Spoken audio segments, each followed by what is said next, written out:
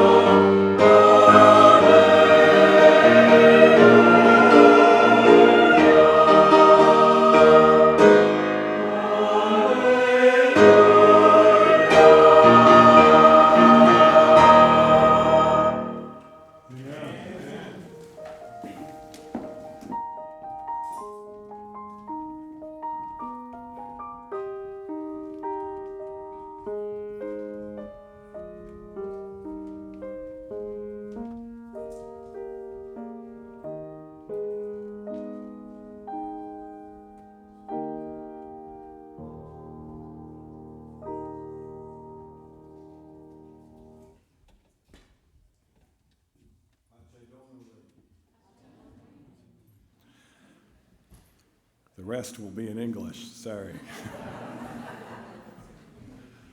But it is nice to be back in the Romanian church. And my mother-in-law watches the services on this church on a regular basis. We call her Mamaya, lovingly, Estera Chitan. And she was listening to your service this morning when it was announced that I would speak here at 5 p.m. And she called her daughter very thrilled about what was going to happen. And so it's nice to be able to speak when Mamaya is listening as well. I know you probably have a lot more viewers online around the world than you have people sitting here, but it is a privilege to be speaking once again in the Romanian church. And this is a... that's on the side.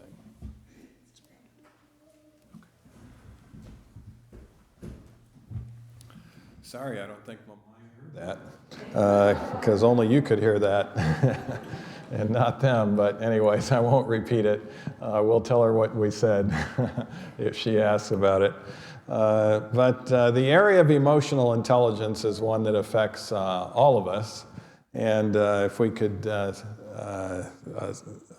title of the presentation is Natural Remedies in Emotional Intelligence. And I would encourage you, this morning I gave a talk at the Mentone Church on the Bible and natural remedies. So we actually looked at the number of natural remedies from the Bible and told some modern day stories as well as modern day research in regards to that. That's not what our talk is going to be about today. And then the next talk on that, after that, was on the morality of happiness. But natural remedies have a big role to play in regards to miracles in the Bible, as well as modern day miracles, but they also can have a role to play in the area of emotional intelligence. So what is emotional intelligence? It's understanding your emotions and the emotions of others and responding to those emotions how? In a healthy way. Now, I know Romanians don't tend to show any emotions. I'm actually kidding. I'm married to one. And so Romanians are well known to be very, what should we say, passionate in everything that they do. I come from a Northern European background. I'm 1/4 Swede, and I do have mostly British in me. The British tend to show their emotions more so than the Swedes and the Norwegians do. But I also have a little bit of Native American in me, actually what's called French Canadian, which is actually Native American up there by France. That's the dark aspect of me. But ethnicities tend to demonstrate their emotions differently. With my background, with particularly the Swedish side of things, we tend to be a little more stoic and not showing so much what is on the inside. Although Eric has been with me long enough that she can figure out, even with my stoicism, what I'm feeling on the inside. There are emotional intelligence contributes more to successful and enjoyable living than IQ does. And since emotional intelligence is learned rather than inherited, it can be improved upon. This is one of the most gratifying things. We run depression and anxiety recovery programs on a regular basis. Actually, we're now running them every month now and at Weimar. And we have people come from all different walks of life and different reasons for their severe depression and severe anxiety. It might be obsessive compulsive disorder, post-traumatic stress disorder. And just because you have a mental health challenge doesn't mean necessarily that you're low in emotional intelligence. Most of our people come with average emotional intelligence, but one of the gratifying things is not only are they very likely to leave 10 days later with no more depression and anxiety, but they're also very likely to be in the top 20 percentile of the nation in their emotional intelligence by the time they leave. And that says a lot about their future happiness and success, as well as their fulfillment. Fortunately, emotional intelligence can be learned better than general intelligence can be, and that's why we see that big rise. Actually, our last program that we just ran in February, we had the lowest ever in emotional intelligence on average. So the average was 85, significantly below average, a standard deviation below the mean. And you know, we do talk about the group. There's always different group dynamics that are there.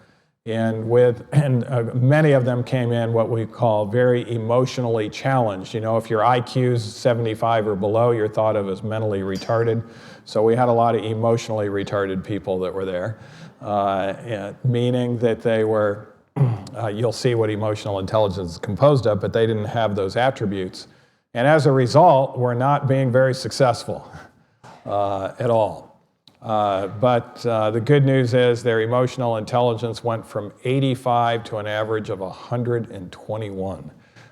Someone who was emotionally retarded with an EQ of 65 left with an emotional intelligence of 140.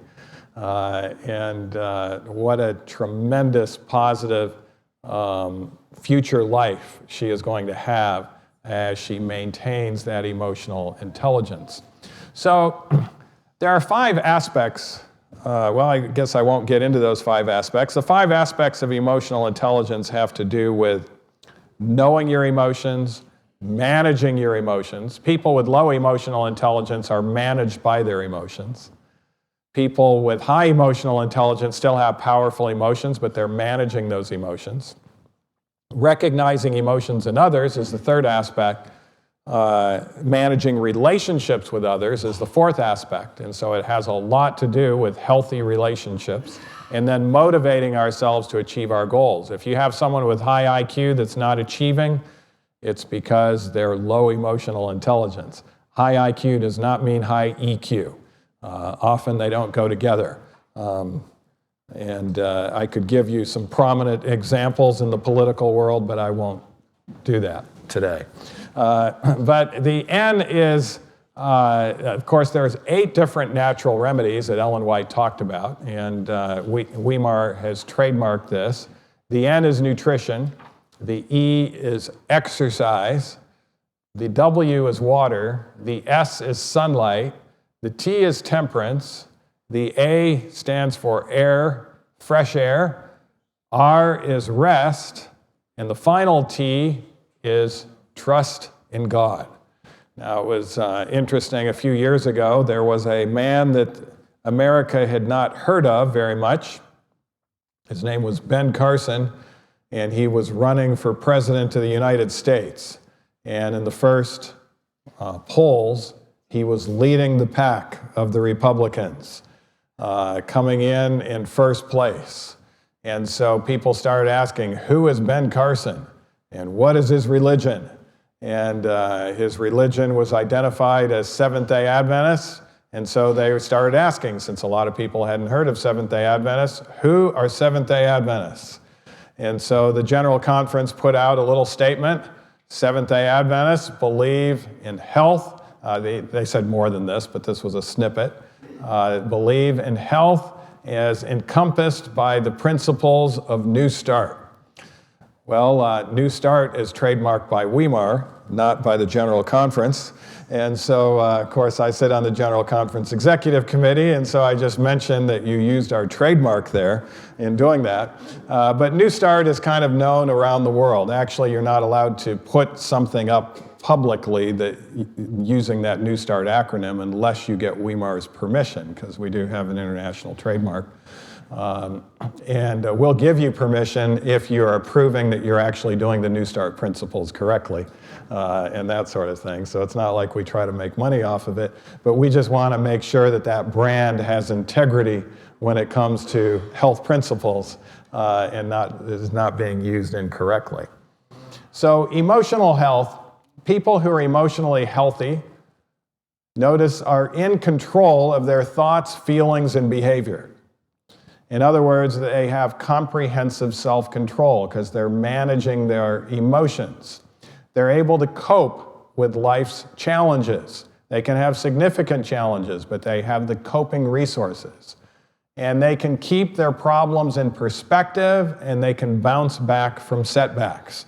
You can see why I was excited about that girl that had a 65 and went up to 140 in 10 days, because we know how greatly successful she is going to be. However, mental illness is more likely, obviously, in those that have mental or EQ challenges. I should mention this. The major public health event in the spotlight since the COVID-19 pandemic, mental illness has gone up significantly. In fact, the studies show it was high before the pandemic. It's gone up about 25% since that time. And it's now considered one of the greatest blights of our time is the mental illness. It's even more common in the younger generations. When I was growing up, it was common in the older generations. In fact, the word for depression wasn't even there in the lay term. Depression, when I grew up, meant the economy was going down. And it didn't have anything to do with emotional health. When I grew up, the lay term for it was midlife crisis. And so this person's suffering from a midlife crisis, and that turned out to be clinical major depression. But now we don't call it midlife crisis because major episodes of depression are occurring in people that are 6, 7, 10, 12, teenagers in their 20s. And we're seeing this great peak among the Generation Z in depression and anxiety. And that's, of course, the group that's most represented in our program. Someone was asking earlier today, well, New Start, it tends to be an older group. Do you get an older group in depression and anxiety recovery? No, we get teenagers, 20-year-olds. We get the demographics of where we see depression. So we always have this large, youthful group who is suffering, and they will tell us that anyone in their group who's mentally healthy is the abnormal person. So mental health is now considered abnormal in this group because they all universally tend to have these significant emotional challenges. According to the World Health Organization, 1 in 8 people in the world were living with depression or a mental disorder in 2019. That was before the pandemic. And I figure that it soared 26% at the beginning of the pandemic and continued to go up during our time. In 2019, 1 in 8 people, and I think I just mentioned that, 1 in 2 now are having significant mental health challenges. And the annual global costs of mental health disorders have been estimated at 2.5 trillion, which is projected to increase to 6 trillion in just a few more years. Depression is the leading cause of mental health-related burden, while anxiety is the most prevalent mental health disorder. The number one reason why people lose work today in their productive years is major depression worldwide. And this, of course, is very sad because their income goes down. They end up taking a lot more resources. In fact, our national debt, as huge as it is, would be completely wiped out if we would put this country through a national depression and anxiety recovery program. And it would actually be far more cost effective than what we're doing at throwing money at other things. But this is, when people don't make money, they don't pay taxes either. And they also tend to take resources. So this whole epidemic, I should say this whole national crisis on our budget and why Congress has to fight as to whether they're going to go into debt further to be able to have this country run is simply due to the marked increase in mental illness that's occurred. Now, if you talk to the two political parties, they won't mention that. One of them will say it's because we're not taxing people enough. And the other one will say it's because we're spending too much money. But actually, both of those can be solved, not by raising taxes, but by having more people productively work and staying out of the system that requires so much expenditures, which mental illness does have that significant expenditure. So increase of psychological distress with COVID pandemic, 35 to 38% worldwide in regards to that study. So let's cover the end part. We're just going to look at a few things, but I'm going to mention some of these things simply because they're not necessarily widely known. The most common diet that's ever been tried in Americans, anyone want to know what the most common diet is? If someone says they're on a diet, they're more likely to have tried this diet than any other diet. Not the keto diet. It is not fasting. It's the gluten-free diet. The gluten-free diet, which is a diet essentially without grains and barley. But interestingly, grains, whole grains, actually help our emotional health. They help it on a number of different areas. Now, it is true, about 4%. Now, there's been books written like how everyone should avoid grains. That is not true. I would say everyone should avoid refined grains. It's better to not eat grains than to eat refined grains because you have taken the nutrients, the omega-3, you've taken the tryptophan, you've taken all of this stuff out of it, and basically it's kind of a form of fluffy sugar with empty calories when you refine it. But whole grains are very healthy for the brain, and they've been shown in a number of different trials. Been observed the severity of depression is lower in individuals with a high grain and vegetable consumption than with a low grain consumption. And so these people that are on gluten-free diets actually have higher rates of depression and anxiety. Vitamin B12 is also a very important nutrient. This 2 weekends from now, by the way, you're all invited to Weimar University starting March 14. If you can't get there in person, you can actually sign up online for our Emotional Intelligence Summit that we run every year. And this year we're having an expert come and talk about the gut-brain connection, the microbiome. And one of the areas of the microbiome connection is the microbiome is in your gut, in the colon part. It's not in your small bowel. You shouldn't have bacteria in your small bowel. If you do, you have a condition called SIBO, which is small intestinal bacterial overgrowth. And so bacteria shouldn't be there in the small bowel. It should be sterile. But in the colon, it's teeming with bacteria. And if we have the right microbiome, B12 actually doesn't come from plants. In fact, this is why the vegetarian diet's ridiculed. You can't get B12. Actually, there's not B12 in animals either, or in dairy or in eggs. It actually comes from bacteria.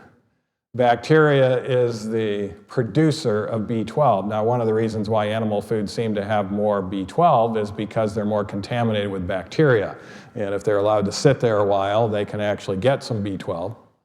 And of course, some people will say, well, in the dirt that the fruits and vegetables are grown in, there's a lot of B12. Well, there's bacteria in the dirt as well. So some people say, well, if you have dirt on your fruits and vegetables, just eat the dirt. You're getting the B12. No. And then other people will say, your mouth has actually bacteria in it. So if you don't brush your teeth for days, the bacteria can start producing B12 and you can get B12 that way. Well, we recommend you brush your teeth. We recommend you wash your fruits and vegetables. And we recommend you get on the best diet for emotional health, which is actually a plant-based diet. And if you need to, you can take a B12 supplement now. Before, you had to take the right prebiotics to get your gut to be able to produce the B12. And interestingly, one of the evidences that God knew that B12 was going to be produced by bacteria and he was going to have us have a commensurate relationship with these bacteria is this is the only nutrient that's absorbed right next to the colon, the terminal ileum. All of our other nutrients are absorbed way upstream. but not B12. B12 is absorbed in that last section of the small bowel, the terminal ileum, because that's where all the bacteria were at under the colon. And so that B12 can actually reflux back in there. And this is why some people on a plant-based diet for life that have been washing their fruits and vegetables and brushing their teeth, 2/3 of them will not have any B12 problems because they are producing it in their gut and it's backwashing. But 1/3 of them will. And the 1/3 of them can get into significant issues. And we don't know which 1/3 that's going to be necessarily. And so we recommend, to be safe, if you're plant-based, take a B12 supplement. You don't have to take it right away if you go plant-based because B12 is stored for a year. But after a year, it'd be pretty important to either check your B12 level or to make sure. So B12 deficiency plays a role in the formation of depression with its effects on the adrenergic system, serotonin system, and the dopamine system. If you're lacking in B12, you won't be able to produce enough serotonin, melatonin, you won't be able to produce enough dopamine, and you won't be able to produce enough norepinephrine. Those are very important neurotransmitters in the brain. People with B12 deficiency experience oxidative stress and changes in mitochondria tropic support, calcium buffering, and energy supply. These changes cause depression by producing atrophy, death of neurons, and decreased neurotransmitter signaling. And so this is why anyone who comes to our program, we measure their B12, and studies show to have a healthy B12 for the brain, it should be over 500 picograms, not just the amount to prevent macrocytic anemia, which about 180 is enough to prevent you from getting anemic. But for optimal brain health, we recommend B12 levels greater than 500. In some subgroups, vegetarians are reported to have more depression. You might hear about that occasionally. The news articles will really publicize this if that's the case. But that's simply because of their lower B12 levels, 2.5 times the risks. And so once again, it's important on a healthy diet to know your B12 status. And this may be one of the reasons prior to us even knowing what vitamins were, back when Ellen White was alive, the term vitamin had not even been coined yet. And there were well-meaning physicians, Dr. Kress was one of them, that was totally plant-based for a while. And she warned him that he should actually eat some animal products, including eggs and dairy. But then she also said there would come a time when it wouldn't be safe to use any of those foods. But she said, the Lord will work this out in time. And so it hadn't worked it out yet, meaning that you needed bacterially contaminated foods, at least on occasion, to get your B12 if you didn't have that ability to reflux that B12 back or have the right microbiome. So now it's easily worked out just by taking a B12 supplement, one of the cheapest supplements you can actually take. Vitamin B6 is also important. Individuals with anxiety and depression had lower intake of B6 than healthy individuals. Concluded that insufficient intake of B6 increases the possibility of developing depression, and there's an inverse relationship between your B6 status and your ability to handle stress. Women who use oral contraceptives can prevent the depression caused by the oral contraceptives by taking 100 milligrams of vitamin B6 regularly. We have a lot of women with hormonal depression, and one of the things that can really help them is a combination of B6, the active form of B6 called P5P, and zinc. And if they take that in the proper amounts, it can totally prevent the premenstrual dysphoria and also the postpartum depression that can be common as well. And so we want to know people's B6 status and measure that as well. Folate is another B vitamin. Irritability and behavioral disorders go when folate levels go down. Increases responsiveness of antidepressant drugs. So the drugs are well known now to have limited effects and not too impressive effects, and can have significant side effects as well. And so now they're putting natural things in with these drugs to try to get a better response rate. And of course, they would just need to increase their folate consumption to get this response rate. The US government has targeted folate as being undersupplied in the typical American diet, and they're recommending 400 micrograms a day. That's how much you need to prevent a neural tube defect if you're a pregnant woman. And so that's in all the prenatals. But for optimal brain health, we need 1,000 micrograms a day. And animal food is very low in folate. A double serving of steak has about 33 micrograms of folate. So if you're trying to get 1,000 micrograms, you'd have to eat so much steak you might die that day trying to get your folate. And so much easier is to get them from the greens and the legumes. Two of the highest are lentils. 1 cup of lentils, 800 micrograms of folate. 1 cup of black-eyed peas, 1,000 micrograms of folate.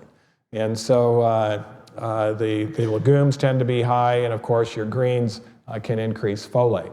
Folate will improve your serotonin, dopamine, and norepinephrine levels in the brain, and oxidative damage and depressive behaviors caused by stress were actually prevented when people had adequate amounts of folic acid in their diet, or folate. So that's one of the significant advantages of a plant-based diet. You get a much higher amount of whole plant foods of getting that folate up there, which means you can be stressed as well. A lot of bad things can happen to you, but you're able to manage that stress better because of the effect of the improved folic acid consumption. Magnesium itself has been shown to increase brain serotonin levels, and it's been shown in a nice randomized controlled, placebo-controlled trial to improve depression and anxiety in just 2 weeks just by taking a magnesium supplement. The amount of magnesium that was utilized was about 300 milligrams of elemental magnesium, but most magnesium preparations, you'll need to take about 2,000 milligrams of the magnesium preparation to get 300 milligrams of magnesium, elemental magnesium. Here's this study, 400 milligrams 4 times daily of the typical magnesium supplement, or 248 milligrams of elemental magnesium per day to produce that effect. And it helps particularly with methylation. It augments other neurotransmitters, including GABA-aminobutyric acid, which is what helps you to be calm under stress. Magnesium levels are also very important for Alzheimer's, stroke, diabetes, high blood pressure, attention deficit, migraines, and central nervous system functions. There's some nice studies showing that if you get adequate amounts of migraines, or magnesium and riboflavin, along with a supplement called Butterbur, it's very migraine preventative. And we'll have people that have frequent migraines have those migraines wiped out. As a protective effect against overstimulation that leads to neuronal cell death, and it has antidepressant properties and increases the effectiveness of antidepressant drugs. Another study, 320 milligrams a day of magnesium was effective in reducing the risk of depression. So these are foods high in magnesium. You can see here, let's see, I don't think it shows up on the screen here, but you can see how soy milk has magnesium in it. Whole grains have magnesium. When you refine the grains, you're taking the magnesium and the iron out. By the way, iron is also important to get enough iron for 4 different neurotransmitters in the brain. And when you're eating white flour, a lot of people think, hey, I'm getting the iron because it says enriched white flour.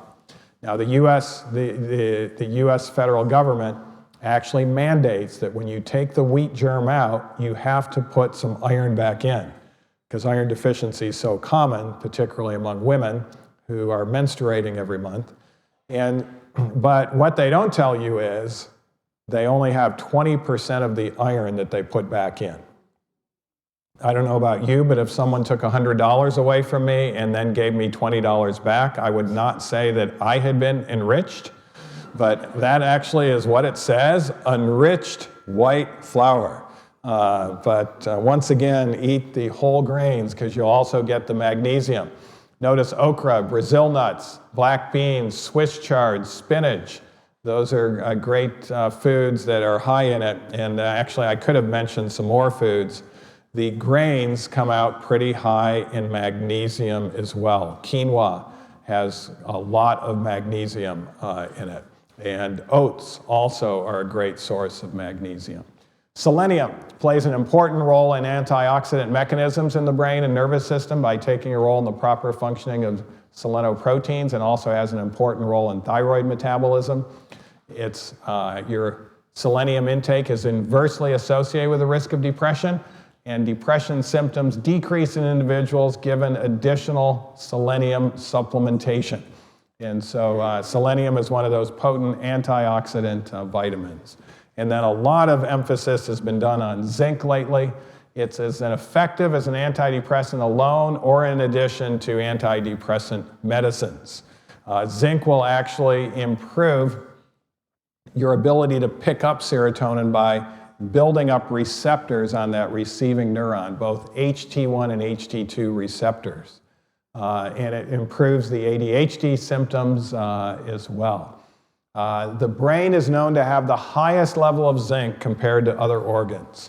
And so the brain really likes you to have zinc.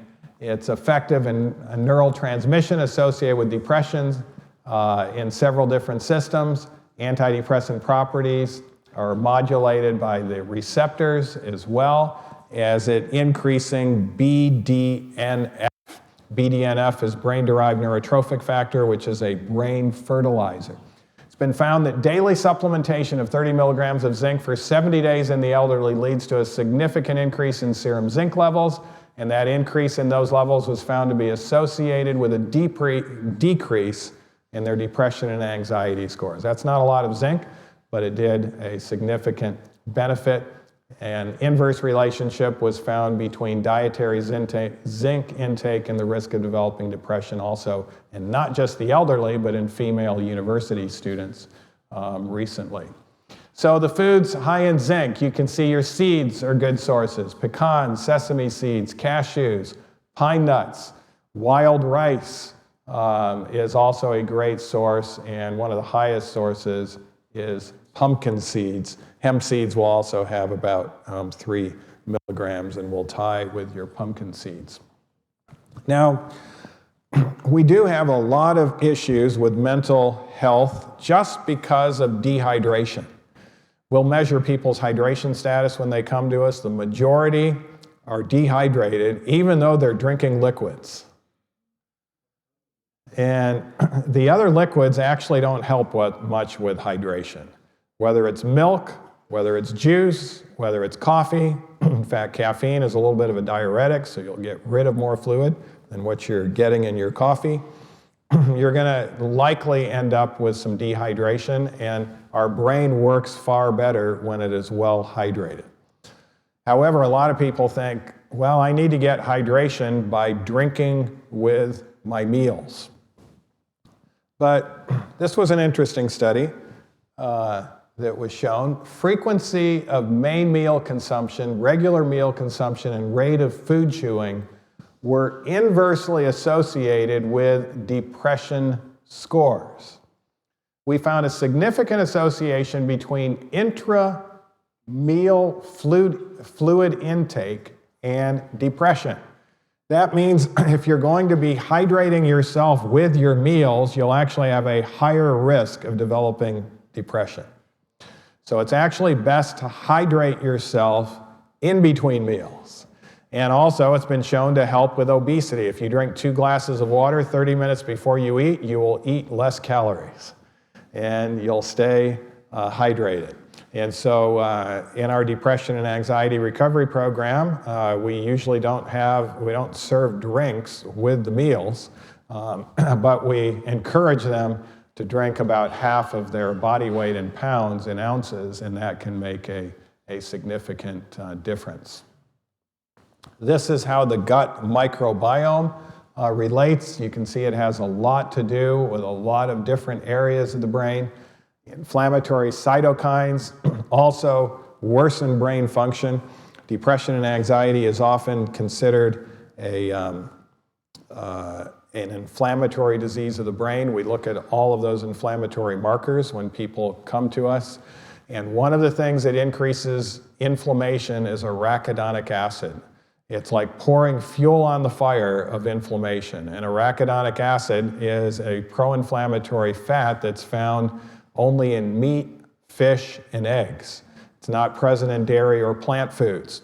And so that's one of the other advantages why the plant-based diet comes out on top. A lot of people will tend to accuse us of cherry picking because we put people on our depression and anxiety recovery program on a plant-based diet. Well, what about the paleo diet? What about the keto diet? What about all of these other diets, they'll say? But there's only one diet in randomized controlled settings that has been shown to improve depression and anxiety within 2 weeks, and that is a plant-based diet. And one of the reasons is you're taking the arachidonic acid out, so the inflammation will go down. We'll see these inflammatory markers go down, and we'll also put them on omega-3, which is the opposite of arachidonic acid, in helping that inflammation out. And so we'll see nice augmentation of the neurotransmitters. Probiotics, GABA synthesized in the intestinal microbiota, plays a role in the synthesis of neurotransmitters such as serotonin, histamine, glutamate, dopamine, norepinephrine, and acetylcholine, which is what helps keep you alert and keeps your IQ going. And so these bacteria play a prominent role in your ability to focus and concentrate, your psychomotor speed, how well you're processing, and your ability to enjoy. And so we see this nice commensurate relationship between healthy bacteria, and this study showed 2 different healthy bacteria taken for 16 weeks. Symptoms of depression were reduced considerably. Probiotics were effective in reducing depressive symptoms, but no significant change in the anxiety, so it helps much more with depression. And of course, it can improve your GI function as well as nausea. So if we were just to, I know this is just a small snippet, we're not giving a whole talk on nutrition in the brain. If you were to come to our residential program, we give you a lot more information. And of course, we have you practice that information, and that's one of the reasons why those EQ scores go up. But this is a review article by a prominent, prestigious psychiatric journal in Europe, and it says this: now is the time for the recognition of the importance of nutrition and nutrient supplementation in psychiatry. Nutritional medicine should now be considered as a what? Mainstream element of psychiatric practice. So if your psychiatrist is not talking to you about nutrition, he is out of date, and he is not up to date, and he's old school. In fact, interestingly, when I started embarking on the area of nutrition in the brain, and we've been running residential programs for 2002, the medical community would say what I was doing was called alternative medicine. In other words, this is an alternative, but although they wouldn't say it underneath it, in a way, alternative medicine has been equated to non-scientific medicine.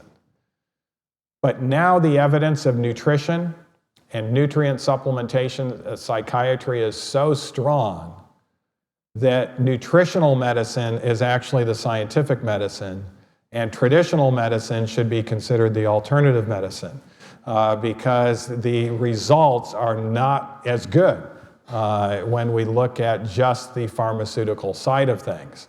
And even the best of people who support the pharmaceutical treatment of depression and anxiety will tell you it has limited effects. And if we just treat it with this, don't expect cures or things to be solved just with that alone. Well, the E stands for exercise, and according to a recent report by the WHO, members of the European Union are far too sedentary and do not get the minimum of the 150 minutes of moderate intensity physical activity per week recommended by the WHO. These levels of physical activity could help prevent 11.5 million new cases of non-communicable diseases, including cardiovascular disease, type 2 diabetes, and depression. physical exercise and becoming physically fit is actually better for our brains than it is our bodies. And I would encourage you to, if you're not fit, to become fit. Researchers at the University of South Australia recently unveiled the results of a large-scale study suggesting that exercise of any kind could be a serious approach to managing depression. In some cases, physical activity may be more effective than some current treatments for mental disorders and also for anxiety and psychological distress. Physical activity is highly beneficial for improving depression, anxiety, and distress, and while all types of physical activity and exercise are beneficial for mental disorders, including walking or fitness, it appears that duration and intensity play a role in their effectiveness. So having intense exercise can help you to get fitter quicker, which has even more advantages. Exercise interventions lasting 12 weeks or less were most effective in relieving mental health symptoms, as were higher intensity exercises. So people who may be suffering from depression, postpartum women, healthy people, and people with HIV, these are all separate studies showing significant advantage of exercise, or people with kidney disease, those were the groups that benefited the most from exercise. And so this is why we put every individual on an exercise program. I told a story this morning in the Mentone Early Church of a 32-year-old woman who could not exercise due to significant orthopedic issues, and how we put her on a natural remedy anti-inflammatory, and her painful walking went away within 2 days. She was able to walk, and she was able to run by the end of the program, and by 20 weeks she was running a half marathon. And of course, her depression that had been very severe was lifted with exercise. Yes, it's called Indian frankincense, which is a lot of studies being done. And that's a remedy from the Bible. If you remember, Christ was given at his birth by the wise men gold, frankincense, and myrrh. And that was frankincense from the east. And you can get it in capsules now called Boswellia serrata, which is what she got. Physical activity is known to help improve mental health, yet despite the evidence, it has not been widely adopted as a first-choice treatment, said the lead researcher. And we hope this review will underscore the need for physical activity, including structured exercise interventions, as a mainstay approach for managing depression and anxiety. It should be a first-line treatment. And then inadequate water intake has been shown to be connected with difficulty in staying focused, impaired short-term memory function, impaired recall of long-term memories, diminished ability to perform mental arithmetic, mental fatigue. It's even associated with headache as well as depressed mood. And so this is another very simple remedy, not very expensive, just good, fresh water. Those who drank the least amount of water, less than 2 glasses per day, and this isn't taking a look at total fluid intake, they might have been drinking a lot of fluids, but water less than 2 glasses per day, compared with those who drank the most, 4 glasses per day, doubled their risk of depression and anxiety.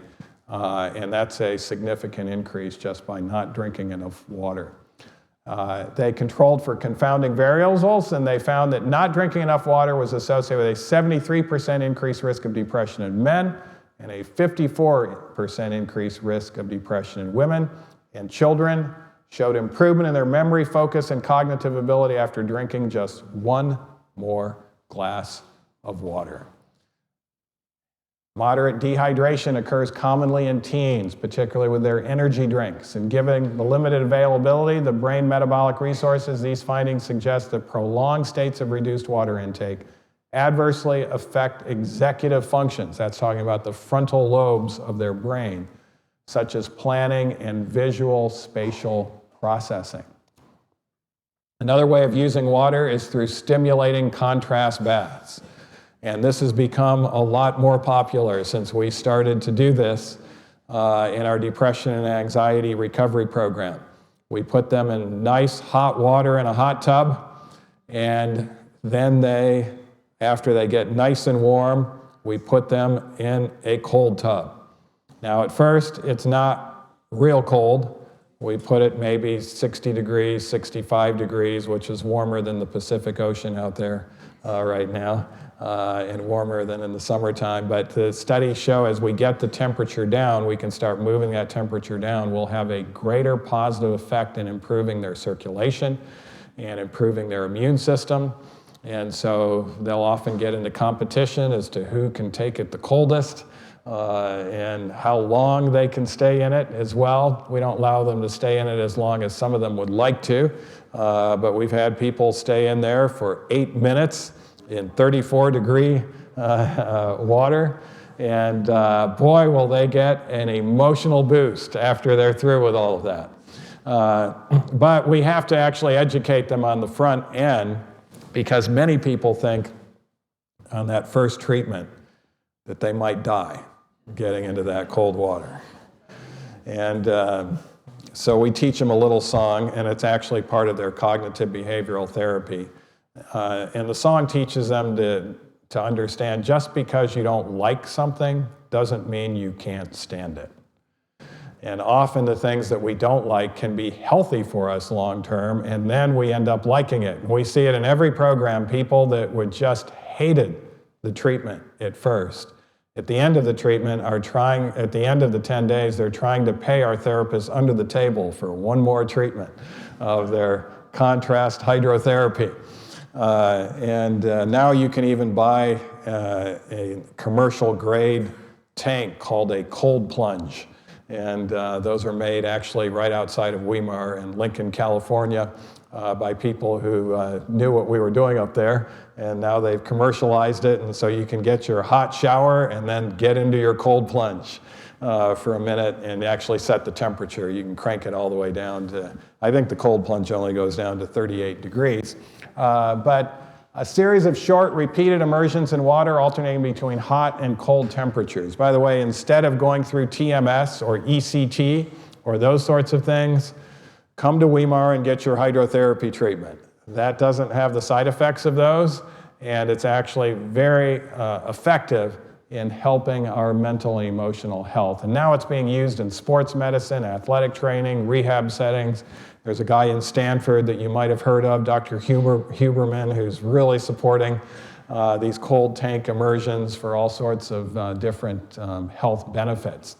It does increase blood flow and oxygenation to tissues. It decreases swelling and stiffness and promotes healing, improves limb function, quickens recovery, and it does improve depression. In fact, I call it nature's shock treatment, which is better than inducing seizures, at least the side effects. Then what about the S? Sunlight. The risk of developing depression is 3.5 times higher in individuals with vitamin D deficiency. This is the vitamin we get from the sun. Cholecalciferol vitamin D3 supplementation in a group for 3 months decreased the depression score and increased serum serotonin levels in individuals with moderate, severe, and extreme depression, according to the Beck Depression Scale. And I'll get to something, I thought I was going to get to it here, but maybe we'll get to it before the end. There's something else in sunlight that we have found is very beneficial outside of the vitamin D.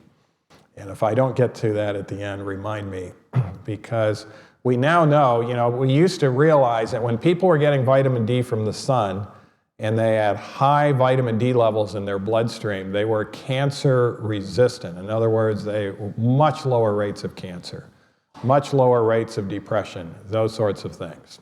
And then we thought, okay, easy, we'll just supplement their vitamin D to get it up there. And we saw some benefit, but we didn't see near the benefit if they were getting their vitamin D up from the sun. So we knew there was something else in the sun besides vitamin D that was helping, and we now know what that is, and we'll get to that. Temperance is moderation in the use of healthy substance and abstinence from unhealthy substances. And of course, we have more addictions than ever before in human history, and one of the reasons why depression and anxiety is going up considerably. One that I'm concerned about is the marked increase in marijuana usage since it's become legal in so many states in America. It does impair numerous cognitive functions, basic motor coordination, more complex executive tasks. That means it's going to suppress your frontal lobe, such as your ability to plan, organize, solve problems, make decisions, remember, and control your emotions and behavior. The long-term effect of cannabis, impairs effects on executive functions even after 3 weeks of abstinence. So it can have some prolonged effects. Basic attention and working memory abilities are largely restored long-term, but enduring and noticeable deficits are found in decision-making, concept formation, and planning. It's amazing that we allow this to be legal with such a long-term effect of this. Yes, so yeah, I did mention there is something in nature that has the same positive effects of marijuana without any of the negative effects. And it's called lavella. It's from a molecule called Selexon. And where do they get it? Lavender oil. It's extracted and purified from lavender oil, so you can get the benefits without any frontal lobe suppression. And so when we have people coming, as we have in every program, that are on marijuana, we had one woman, she was a chain joint smoker for years, just one joint. She'd put it down after another, smoking weed continually. And finally, she realized her need. Well, she realized her need for a long time, but just didn't think she had the ability to get help. She knew she had to get external help. But for someone like that, we actually put them on lavella to help them through that bridge of getting over the marijuana addiction. So caffeine also has an adverse effect on the frontal lobe. It blocks the adenosine receptors. Adenosine receptors are used extensively in the frontal lobe. And studies have shown that if you are under the influence of caffeine, you're more likely to gossip. That means you're more likely to share private information with someone who's not part of the problem or part of the solution to the problem, which is not a good thing. And it actually does not help our memory. That was conclusively studied in a randomized controlled trial in Australia. If you're wanting the information on that, we can show that as well. But caffeine and anxiety do not go well together. And so this is why our program is also a caffeine-free program. Most people will get off their caffeine before they come, so they don't get the headaches while they're there in the program and all of that, but it can make a huge difference. And caffeine will decrease the blood flow in your brain by about at least 28%, sometimes up to 40%. So it's doing the opposite of hydrotherapy in decreasing that ability in the brain. It is a drug. It ends in INE. And once you're off of caffeine, though, for 2 weeks, you can be stimulated all day just by eating foods that have enough L-tyrosine in them. And in fact, we would recommend, one of those foods is watermelon, another is mustard greens. We had a trucker come to our program who had high anxiety, but he didn't know how in the world, because he worked for a company where you might get a call at 4 o'clock and the next morning a part had to be delivered from Texas to New Mexico while they're drilling oil wells. And so he said, how am I going to keep my job? I always stayed awake with caffeine, and now I'm not going to be any good for driving this truck. And I said, once you're off caffeine for 2 weeks, I would recommend you either eat mustard greens or watermelon. Which do you think he chose? He chose watermelon, and he said it works like a charm. It keeps him up all night long, but it doesn't wire him like the caffeine. He didn't like the effects of the caffeine. He was anxious, but now he just feels good, and he's able to drive all night just with the watermelon and deliver that part the next day. And so there's certain things like food that can have, certain things in food that can give you that boost if you need it. But of course, it's good to go to bed on time. But that's a warning for those of you that are caffeine-free. Don't eat watermelon before going to bed. You might not sleep very well. Outside fresh air, we could go into studies on that. Very important. One of the things in outside fresh air, we've known about the negative ions. Negative ions are produced after a thunderstorm, even after a big pour down rain here. If you go outside, it's going to be fresher air. That's going to be negative ions. It's going to be mood elevating. It's going to help your brain's cognitive function. But the Japanese studied what's called forest bathing. Forest bathing is when you're walking outside in a forest. And when you walk in a forest, you're actually breathing the oils from the leaves of the tree. Those oils are called essential oils. And there are certain oils like pine needle extract that's been shown to be very helpful in alleviating depression and helping us to manage our emotions. One of the Weimar advantages is we have all those mountain pine trees around. And you can smell that positive smell. This is one of the reasons why people like the natural Christmas trees instead of the fake Christmas trees. Because when you walk in around Christmas time, you can actually breathe in some of that pine needle oil. And so the walk, this is something you can't get in a gym, you know. There's significant advantages of exercising outdoors where we can get these advantages of these oils.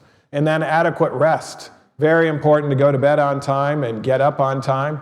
And particularly the best mental health as far as cognitive function and melatonin production is early to bed, early to rise.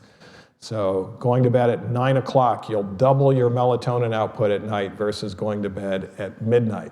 And melatonin is the most potent antioxidant known to mankind.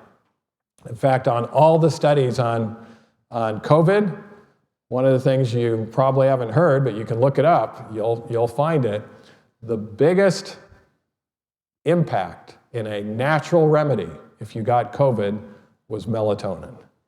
And 10 milligrams of melatonin almost made you hospital proof that you wouldn't have to go to the hospital if you got melatonin. And death rates were non-existent in those getting melatonin because it's the most potent antioxidant unknown to mankind. So I'm going to, before we get to this, let me just I think I'll just tell it here because I thought it was going to be in this presentation, but I see it isn't. The other aspect of the sun that is helpful is the infrared light. Half of the photons when you go outside are infrared. You can't see them, but infrared penetrates the skin. Ultraviolet just barely penetrates the skin. Ultraviolet is what's going to burn you, and ultraviolet is what's going to help your vitamin D. But infrared has no harm whatsoever to the skin. In fact, it seems to have benefit. And it penetrates even bone a few centimeters. Now, where our gray matter is at in our brain is on the periphery. If you see these sections of the brain, you'll see all this white, and then you'll see the gray. Why is the gray matter gray? What's different about those neurons? The difference is those neurons are loaded with mitochondria. Mitochondria are your energy producers. These are the areas of your cell that are producing these neurotransmitters. They're the ones making all this ATP and producing these neurotransmitters. And when those neurotransmitters actually interrelate with the neurons, they're actually helping the neurons to work better and the mitochondria to work better. So the reason why serotonin is working is because its effect on the neurons. And so these mitochondria have a tendency to burn out. This is one of the reasons why we have age-related cognitive decline, is because of the burnout of the brain of these mitochondria. Of course, your brain consumes a lot more energy than your other body organs. It only weighs 2% of your body weight, but it consumes 30% of your energy. And it's the mitochondria that are very much involved in that. And so the infrared actually makes the cells produce intracellular melatonin that melatonin circles the mitochondria to prevent those energy cells from burning out, or the energy aspects of the cell burning out. Anything that produces energy can burn out. You know, that your engine, that's why your engine doesn't last forever. It's producing all of this energy and it's burning out. And so how do we make the engine last longer? We keep it cooled. And so there's all these coolants and things to try to keep this thing lasting longer. And it turns out our mitochondria need to be cooled as well. And they're cooled by the antioxidant melatonin. And so melatonin is important at night because our brain makes it when we're not able to get any light. That's why melatonin is made at night. But we can actually make it inside our cells in the daytime in response to infrared light. And so infrared light has been shown to help inflammation. It helps cognitive function. It can even help epilepsy. It can help a number of diseases, depression, anxiety, etc. And this is why, one of the reasons why we have a lot more depression in our society today is we have more people indoors for almost all of their day. Anyone want to guess what percent of Americans spend their time, not percent of Americans, what percent of an American's time is spent indoors if you're a typical American? 91%, and that was before COVID. You think it got worse with COVID? Yeah, people were being driven indoors and saying, don't get out, stay home, don't even go to work, or go to work by Zoom. And we even had at Weimar has 15 miles of beautiful mountain trails.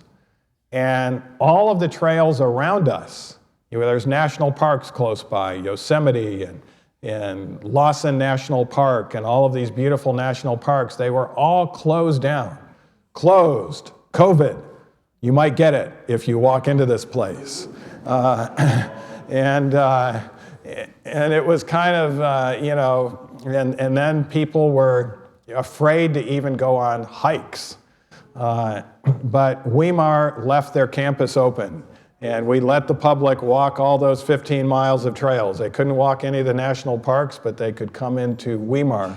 And it turns out that was one of the best COVID prevention aspects of things, because you were getting infrared, which was producing cellular melatonin. And this is something we should have known before COVID. In fact, we did know it before COVID. When the flu pandemic came about and you have sepsis and you're in a hospital bed, studies showed back in the 1940s, whether you survived that hospitalization or not had a lot to do with whether you were next to the outdoor windows, where you could get infrared coming into the window.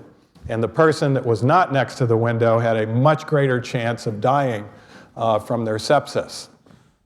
And one of the reasons I remember when COVID was sweeping Italy and sweeping those places when the early pandemic formed, and a lot of people were dying. And then I heard the experts say, just wait until it goes to Africa, because it'll probably wipe out the entire continent of Africa, because poor people, they can't be hospitalized, they can't do all of those things. It did go to Africa, but Africa did not suffer like America, China, or Europe, or any of these countries. Why didn't they suffer? The Africans are outdoors. They're getting the infrared light. They didn't have to have that. It was much better for them to be outside than inside a hospital or inside a place. And fortunately, there weren't police down there to beat them indoors with their COVID. And they did better. So the last T is trust in God. I don't know if we can get it up there. But trust is also helpful for our mental health. Studies show when you have a devotional life, it improves your mental health. It improves your rates of depression and anxiety. Church attendance itself improves it. And also, we showed evidence for this morning in our talk at Mentone, but following God's rules actually helps our mental health. When we follow our own rules, we do worse as far as mental health. And that's one of the issues of Generation Z. This is the generation that's been taught to just live for yourself. make decisions based on me, self, and they do. They get on their devices and they're making all these choices, but it's based on me, self. It doesn't end up well. Depression, anxiety, suicidal thoughts, all sorts of issues. And I showed the evidence today that Generation Z is imploded so much that they're the generation that is most open now to God and religion, because they realize living for me has not worked and making my own decisions have not worked. So one of our counselors, our spiritual counselor, will often, after the first session near the end of it, say, so have you been living by your rules or by God's rules? And they often admit, I've been living by my own rules, and it's not been working out. It's not been working out as well at all. And there's only 10 rules that God has, so it's not a lot to go into. Well, I've already gone till 6:26 here. We were to start at 5, so I've probably gone enough. But I might open it up for a few questions here. But just rest assured that as we participate in God's New Start principles, that it can help our emotional health tremendously. And I would encourage you to make a commitment to improve your life in any area that we talked about today that needs improvement. And God will bless that tremendously. And I know He wants us to have the highest levels of emotional intelligence that we can have, so that we can manage our emotions and not have our emotions manage us, and also so we can reach much higher rates of happiness and fulfillment and a greater influence. Any questions? We'll take a few. Yes, one in the back there. What about CBD gummies? CBD gummies. Okay, yes. So one of the things, I mentioned this earlier in Mentone today, is that there is this idea to get some of the advantages of CBD without the risks of the marijuana itself. Of course, marijuana is not just CBD, it also has THC. And the THC is the one that particularly produces the psychosis, the frontal lobe deficits. THC is much worse than the CBD. So the idea that we could maybe just get the benefit out of the CBD, but there's issues with that. One of the issues is you can't get pure CBD. They try to take the THC out of it, but you can't get all the THC out. How do we know that? People on CBD gummies will be tested in their urine for THC and it lights up like a Christmas tree. And they can't get their job if their job requires them to be free of marijuana. We also know that for other reasons as well. But just try to do a drug test regarding THC after you've taken CBD, and you'll realize that the THC is there. And so that's one of my concerns, and that's why I recommend, if at all possible, try to go outside of CBD to be able to help our mental health, such as the Selexon or Lavella. Inositol is another thing that can help if you're withdrawing from benzos. There's an ashwagandha extract that's very healthy as well. So there's a number of supplements that we can use. People sometimes are not interested in those supplements, even though they help their anxiety, because they don't produce the buzz. They don't produce necessarily the out-of-body experience or that sort of thing. But studies show that out-of-body experience is with significant risk. And also, of course, decline in frontal lobe function and all those sorts of things. So great question. Any other questions? Yes? Yeah. Is there any specific time to receive sun and how long? Okay. Specific time to receive sunlight and for how long? All right, so let's talk about vitamin D first. You do not get vitamin D from the sun unless your shadow is shorter than you are. So if you're out there in the morning and you see that long shadow, no ultraviolet, no vitamin D. But you are getting infrared. You can get infrared from sunup to sundown. And so it's still beneficial to get out there from sunup to sundown. Now, one of the things that's being looked at, and we think it's probably going to show an association, if you're out there in the morning, and then you're out there at noon where you're getting your ultraviolet, the infrared protects you from some of the bad effects of the ultraviolet because it's built up all of that melatonin. So sometimes we would call that the pre-protection from the ultraviolet. But we don't recommend you get ultraviolet, particularly if you're very fair-skinned, for more than 20 or 30 minutes, because then you're going to start burning. And we don't want to have the burned skin. So we avoid the burn. Now, some people, as soon as they get out in the sun, are putting sunscreen on. We don't recommend that. If the shadow's longer than you are, you don't need sunscreen. You're not going to have any bad effects of the ultraviolet. But get the direct sun, and after 30 minutes, if you still have to be out there, then put on the sunscreen to prevent that ultraviolet from causing skin damage. You can get good sun all the way morning to evening as far as the infrared, but you should know about the ultraviolet, that it requires the direct to get vitamin D that way. Yes, question here. The best source of melatonin, as far as in your diet, by the way, the reason why melatonin is not a drug is because it's actually in food as well. Melatonin is an antioxidant in food. And so the best source of melatonin in food that we know of is pistachios. The number 2 source is your tart cherries. So those are higher melatonin sources. But remember, your body makes melatonin. And so you can get a lot more melatonin by going to bed early and by getting infrared sun in the daytime, or say you can't get out in the sun. By the way, speaking of COVID, in regards to this sun thing, there were some people that were ahead of the curve. One of them is a doctor that works at Weimar, because he knows what we talk about, but he also works at ICU in Kaiser in Sacramento. And when his patients got COVID, he had something that irritated the nurses. He told them to do. Get these patients outdoors.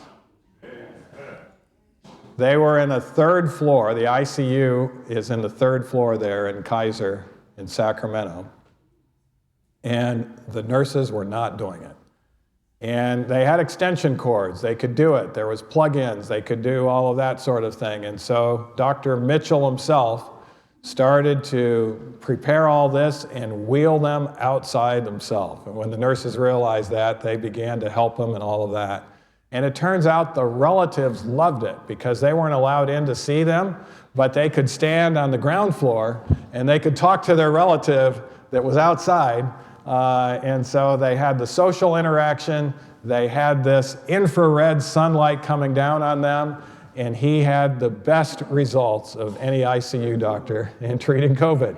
That infrared light produced its great positive effect. And so every day they were getting those patients outdoors in the infrared.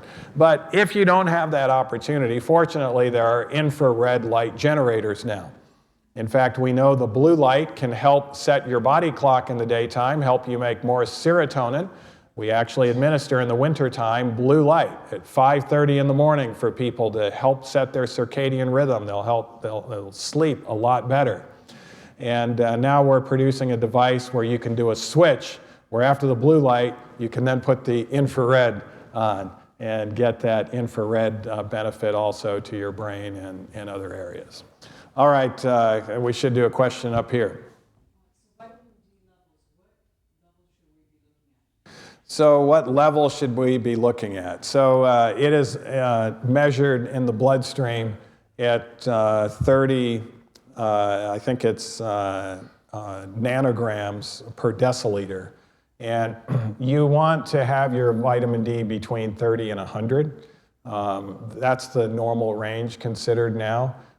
So less than that, we want to get the vitamin D up there. But we know this, if you're getting vitamin D from the sun and not from supplements, there's health benefits of pushing it up to 50. So we like to see it at 50, but it's unknown whether changing it from 30 to 50 through supplements is going to help anything. So we really don't know if pushing it up there to 50 with supplements is going to help. It might, but we know pushing it up in regards to sun, it will, but is that the infrared that's actually producing it by them getting more infrared that way? All right, yes, question here, and then we'll take one more, and then we'll... Okay, so we need in the brain, there's two relationships. I'm going to tell you the first one is when we get bright enough light through the eyes, our brain is able to make serotonin. This is why light therapy is good for the brain. If we make enough serotonin in the daytime, then we can make enough melatonin at night when it's dark. So studies show if we're indoors all day and not getting bright enough light, we don't make enough serotonin, and we're not going to make enough melatonin at night as well. So that bright enough light being outdoors is going to help us with melatonin production in our brain at night. The other effect of it is just the infrared component of the sunlight. Actually, it not only penetrates our skull. By the way, if you want to see it's penetrating your skull, take a flashlight and just shine it on your sinuses there, and you'll see all this red come through. And so that's the red portion that is going through. So the infrared does penetrate the skull, but it also penetrates clothing. You know, interestingly, Ellen White was aware about that. She said, get out in the sun, even when it's cooler, with your clothes on, and you'll get benefit.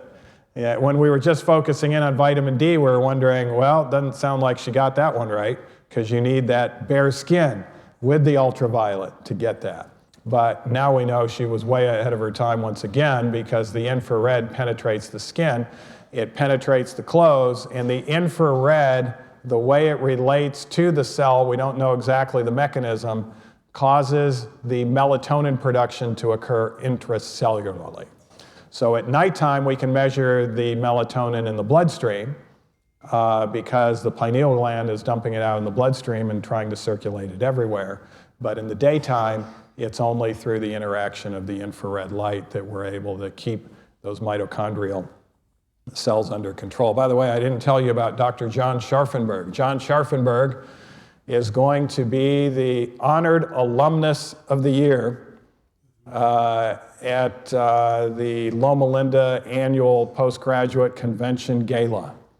He turned 100 years of age, and we actually had him come speak at Weimar. He has no dementia.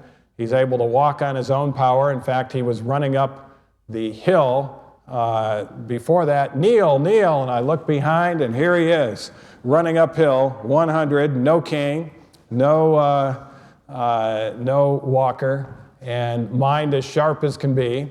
We had him preach a sermon there. He's a good speaker. By the way, if you can get him down here at the Romanian church, you'll love him. Dan says last time he spoke here was 20 years ago when he was 80.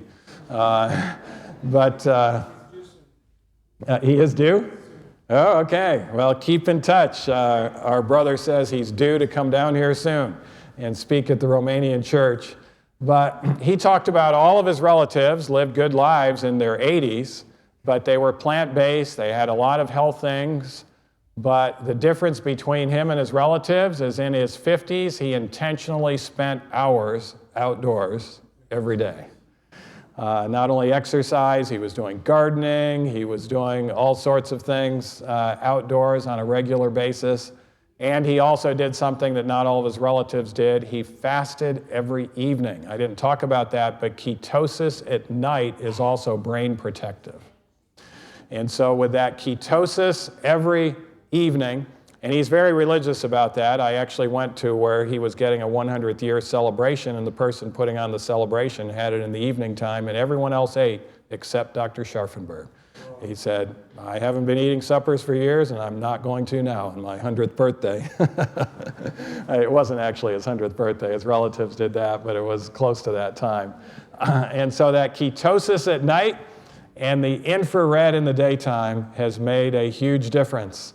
And he's still going strong at 100 plus, and his brain is sharp. And if you meet him, you realize he has no depression, no anxiety. Well, you've been a very attentive group here, and I'm going to turn it over. Should I turn it over? Is our pastor here, or should I give the closing prayer? I don't. All right, I will administer that blessing at the end. Let's pray. Father in heaven, we thank you so much for the interest that you have in all of our health. We know that you came to give us life. You have given us life, and your goal is to give it even more abundantly. We pray that we will apply these 8 natural remedies in our life on a consistent basis so that we can live an emotionally, mentally, and physically healthy life and be a positive impact to everyone around us. In Jesus' name we pray. Amen. Amen.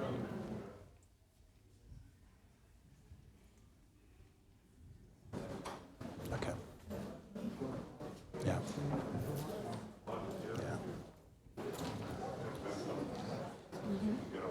If I can get a video of this, will you let me have it so I can take video? Yeah, I think that.